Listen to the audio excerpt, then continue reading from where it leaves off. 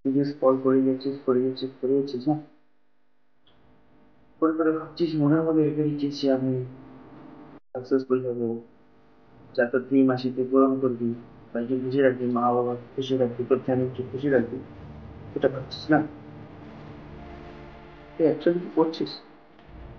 যদি করছিস তো ভালো কথা, কিন্তু তুই না করে ভাবছিস যে আমি করবো, কাল থেকে করবো, একটু পরে করবো, এই তো আর একটু দেখে নি তারপরে করবো, ঠিক আছে একটুখানি করে নিয়ে এটাই কিছু হয়নি তো বলবো, তাহলে কোনোদিনও পারবি না করতে, কোনোদিনও পারবি না।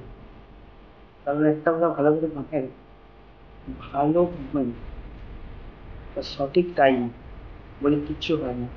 তোর তো করার ইচ্ছে হয় না, এখন সমস্ত কিছু বন্ধ করে তোর রুমে থাকিস পাশে, তোর বই খাতা আসুন, বই, যত যা ডিস্ট্রাকশন আছে বাড়তে বন্ধ কর, সেগুলোকে ট্রাই কর বন্ধ কর। একবারে তো সমস্ত কিছু না, আস্তে আস্তে করবি। কাজে কি কি করবি টু ডু লিস্ট বানা, এগুলোতে কাজ করা শুরু কর, জাস্ট শুরু কর। ভালো টাইমের জন্য অপেক্ষা করিস না, তুই একদিন করে দেখ, এক সপ্তাহ করে দেখ।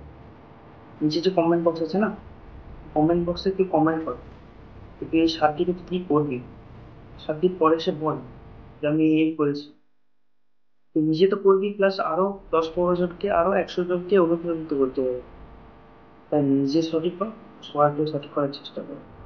অ্যাটলিস্ট তোর তোর লাইফ পেতে বাঁচবে, তার উপরটা তুই নিজে তুলবো, তাড়াতাড়ি কর, জাস্ট কিছু মনে করিস না, জাস্ট করে দে। বন্ধ কর এখন, নিয়ে করে দে, করে দে, করে দে, কর।